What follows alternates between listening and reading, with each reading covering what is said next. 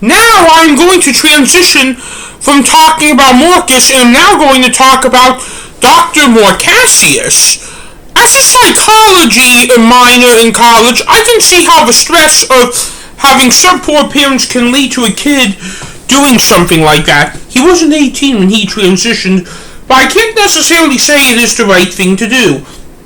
I can tell Marcus when he is Dr. Marcacius acts differently around me when he is around his parents, but it is around me and not his parents, and that is all that matters. I definitely feel him because I don't think his parents are the nicest people either, but he is showing a lot of dimensions around them. I know that neither of my dads have mobility issues, but I don't think it would be too good at trying to save them, so I personally wouldn't try to save them, but I would take them to see a doctor to try. Dr. Marcacius may not have been an actual doctor, but I can see that he is doing whatever he can to save his mother's life from her mobility issues. Because I agree, if this keeps going this bad, they will end up killing her. Because even though she is not my favorite person, and I know she's also not Marcus's favorite person, I don't want him to try and save her because he has told me that she only began. I do want him to try and save her because he has told me that she has begun acting crazy when George was born because that was when her mobility issues appeared. I definitely know about George's birth and how it caused his mother to have mobility issues, and I've also tried to assure him multiple times that it is not his fault. However, hopefully George is now in a happier place and he doesn't feel bad about it anymore, but I digress because I need to go back to talking about Dr. Marcacius trying to save his mother's life.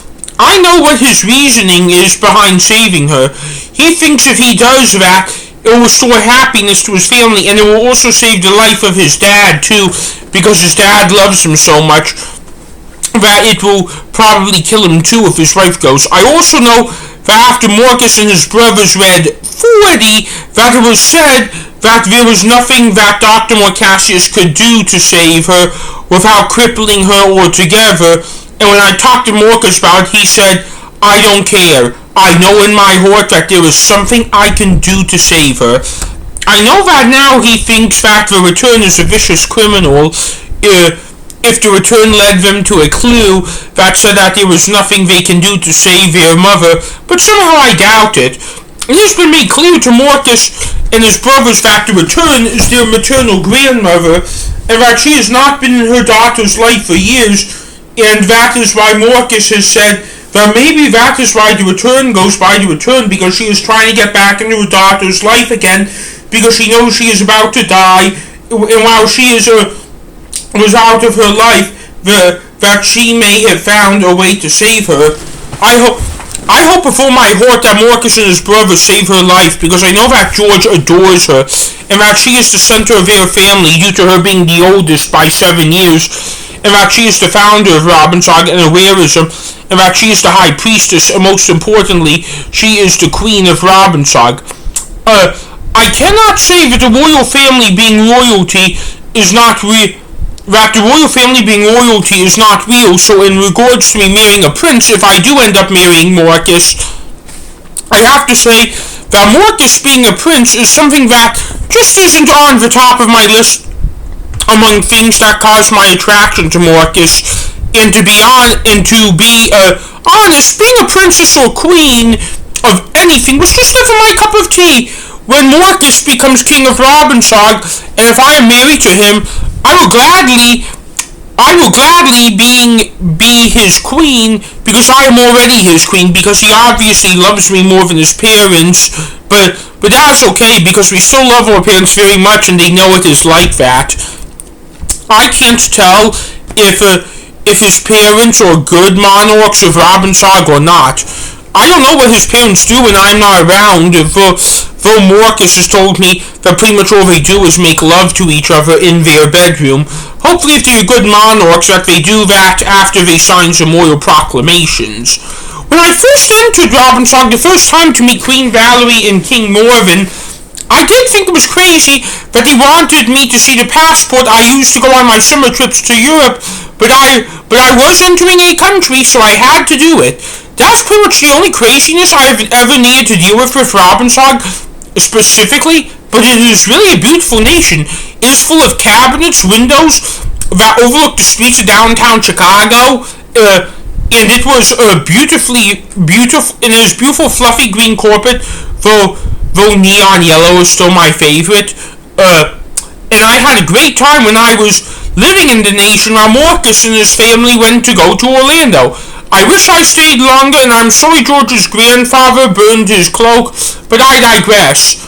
I actually find it interesting I'm not allowed to make my own cloak for when I become an awareist. The reason why Queen Valerie, who was the high priestess, said is that it is because she needs to bless the cloaks, and she feels that it can't be blessed if it was made by me because it needs her blessing and not mine. That's why it was okay for me to make cloaks for the Robins, but it's not okay for me to make one for my own.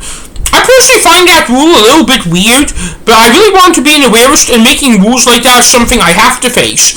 When it comes to my seclusion from society, Queen Valerie has explained to me very strictly that when I am outside Robbinsog or my house, I must have my hood up at all times when I'm not dealing with the color yellow.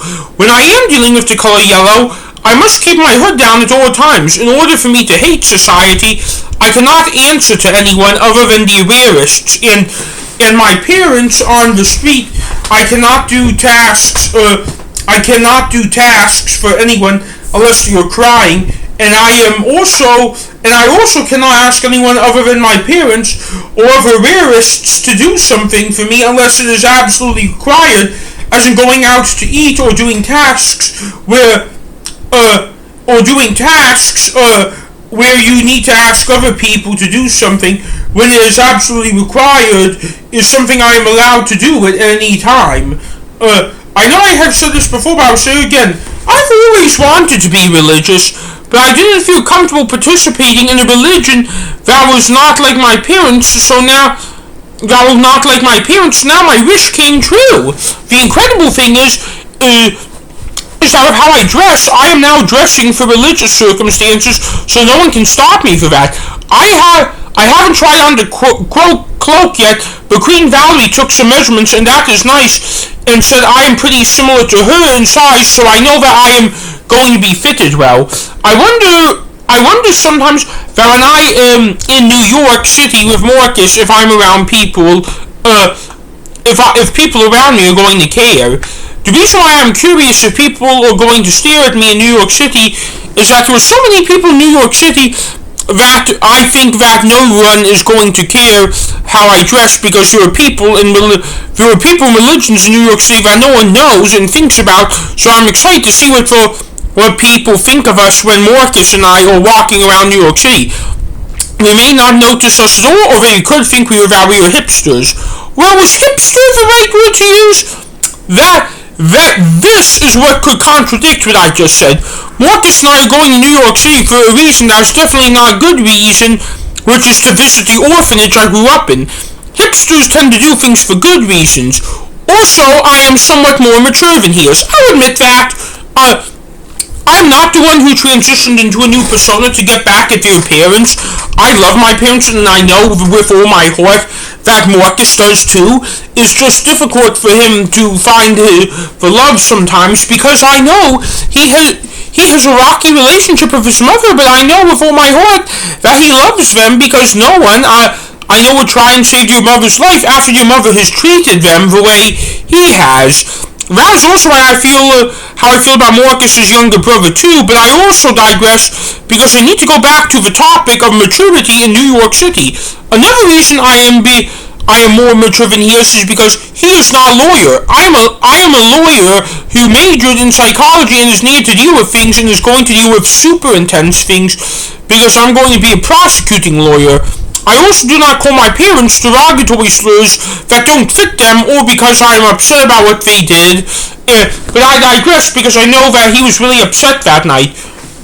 I know that his parents drove him to saying that, though I know he could control it a little bit. I have to be honest, the night the Robins got back from Orlando, also known as New Year's Eve, made me very uncomfortable because I did not like Queen Valerie and King Morven the way they treated Marcus, because I know he drove the whole way down and up to Orlando, which I know is over 1,000 miles driving time from here to there, and I know that Queen Valerie was annoying on the way from Orlando to Valdosta, Georgia, because she was crying about what happened to George's cloak, and because of that, she annoyed Marcus.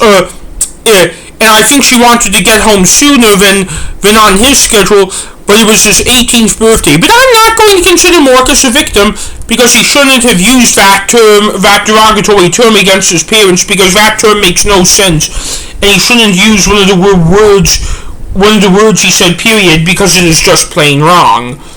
I know I said this already, but it made me very uncomfortable when his parents said that I can break up with him if I want to. Why?